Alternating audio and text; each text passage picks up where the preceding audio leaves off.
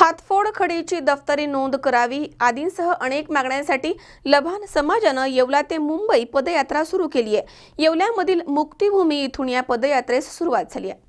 जय जवान जय लभान, हातफोड खडीची नोंद झालीच पाहिजे आदी घोषणांसह हाती हातोडा आणि विविध मागण्यांचे फलक घेत खडीफोड करणाऱ्या तालुक्यामधील लभान समाज बांधवांनी येवला ते मुंबई मंत्रालय कार्यालयावरती हातोडा पदयात्रा सुरू केली आहे। येवला मुक्तिभूमी इथून या पदयात्रेस सुरुवात करण्यात आली आहे।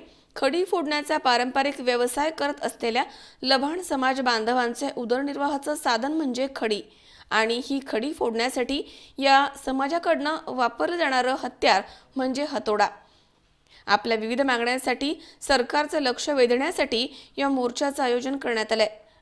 आंदोलनामध्ये छावा लभान क्रांतीवीर सेनेचे प्रदेश अध्यक्ष मयाराम नवले, विनायक जाधव, लखन कोठारे, मुकेश माळी, विजय चव्हाण, विकास जाधव, कृष्णा जाधव, आशाबाई ढामले, मनीषा ढामले आदींसह असंख्य कार्यकर्ते सहभागी झाले होते। प्रशांत कलंके, C24 तास, येवला। सबस्क्राइब करा आमच्या YouTube चॅनलवर आणि बेल आयकॉनवरती क्लिक करा सर्वात पहिले आपल्या परिसरातील बातम्या बघण्यासाठी।